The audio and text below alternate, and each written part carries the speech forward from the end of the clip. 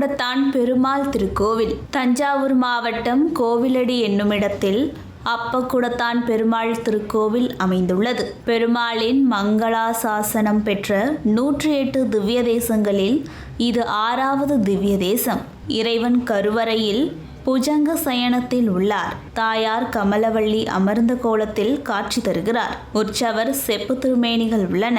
நம்மாழ்வாரால் பாசுரஞ்சூட்டப்பட்ட இத்தலம் இயற்கையின் அரவணைப்பில் மிகவும் ரம்யமான சூழ்நிலையில் அமைந்துள்ள அழகான தலமாகும். கொள்ளிடத்தின் தென்கரையில் அமைந்துள்ள திருப்பேர் நகர் என்னும் அப்பக்குடத்தான் திருக்கோவில் ஆற்றங்கரை கோவிலாகவும் மாட கோவிலாகவும் காட்சியளிக்கிறது.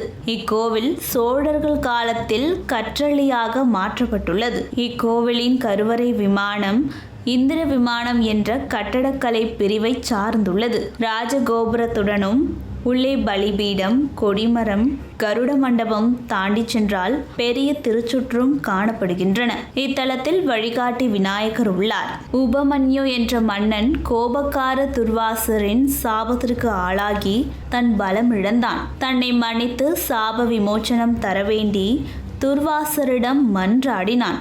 அதற்கு துர்வாச முனிவர், மன்னா, பலசவனம் எனப்படும் இத்தலத்தில் 1,00,000 பேருக்கு அன்னதானம் செய்தால் உனது சாபம் தீரும் என்றார். இதன்படி மன்னன் கோவிலின் அருகிலேயே ஒரு அரண்மனை கட்டி அன்னதானம் செய்து வந்தான்.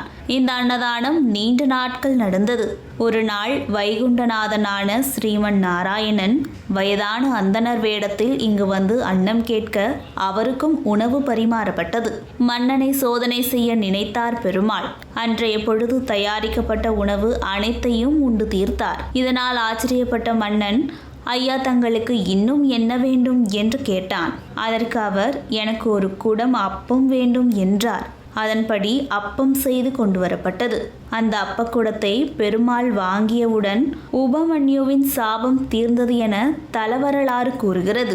இத்தலம் மிகவும் தொன்மை வாய்ந்ததென்றும் ஸ்ரீரங்கத்திற்கு முன்னதாக ஏற்பட்டதென்றும் அதனால்தான் கோயிலடி, அதாவது ஸ்ரீரங்கம் கோவிலுக்கு ஆதியாக அடியெடுத்து கொடுத்த ஸ்தலம் என்பதால் பஞ்சரங்கம் என்று சொல்லக்கூடிய 5 அரங்கங்களில் இதுவும் ஒன்று.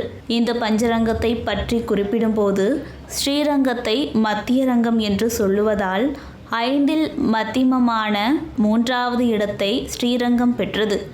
எனவே அப்பாலரங்கம் ஸ்ரீரங்கத்தை விட முன்னானது என்றும் கருத்தை ஒப்பலாம். நம்மாழ்வார், திருமழிசை ஆழ்வார், திருமங்கையாழ்வார், பெரியாழ்வார் ஆகிய 4 ஆழ்வார்களால் 33 வாக்களால் மங்களாசாசனம் செய்யப்பட்ட ஸ்தலம். நம்மாழ்வார் இப்பெருமானை பாடிவிட்டுதான் மோட்சத்திற்கு சென்றார். நம்மாழ்வாரால் கடைசியாக மங்களாசாசனம் செய்யப்பட்ட ஸ்தலம் இதுதான். அப்பம் அமுது செய்து தினந்தோறும் படைக்கப்படும் திவ்ய தேசம் இது ஒன்றுதான். ஸ்ரீரங்க ராஜ சரிதபானம் என்னும் நூல் இத்தலம் பற்றிய குறிப்புகளை கொடுக்கிறது. இத்தலமும் சூழ்ந்துள்ள இயற்கை காட்சிகளும் திருமங்கையாழ்வாரின் பாடல்களில் படம் பிடிக்கப்பட்டுள்ளன. காவிரி கரையில் ஒரு மேட்டின் மேல் அமைந்துள்ள இக்கோவில் தொலைதூரத்தில் இருந்து பார்ப்பதற்கும் கொள்ளிட நதியில் ஒரு கோணத்திலிருந்து பார்ப்பதற்கும் பேரழகு வாய்ந்தது. ஆழ்வார்கள் ஒரு ஸ்தலத்தில் அனுபவிக்கும் பெருமாளை மற்றொரு ஸ்தலத்தை மங்களாசாசனம் செய்யும் போது மறக்க ஒண்ணா ஆற்றாமையால் மீண்டும் மங்களாசாசனம் செய்வது மரபும் வழக்கமாயிற்று. திருப்பேர் நகரில் வணங்கி போன பின்பும் அப்பக்குடத்தான் திருமங்கை மன்னனை விடாது பின்தொடர்ந்தார். குழந்தை பாக்கியம் வேண்டுபவர்கள், யமபயம் நீங்க, கர்வம் தீர, பாவம் சாபம் உள்ளவர்கள், தீரான பிரச்சனைகள் உள்ளவர்கள் இவரை வழிபாடு செய்தால் பலன் நிச்சயம் என்பது நம்பிக்கை. பெருமாளுக்கு திருமஞ்சனம் செய்து வஸ்திரம் சாற்றி வழிபடுகின்றனர். பங்குனி உத்திரம் தேர், தீர்த்தவாரி, வைகுண்ட ஏகாதேசி, நவராத்திரி, கிருஷ்ணனுக்கு உரியடி உற்சவம் போன்ற நாட்கள் விசேஷ நாட்களாகும்.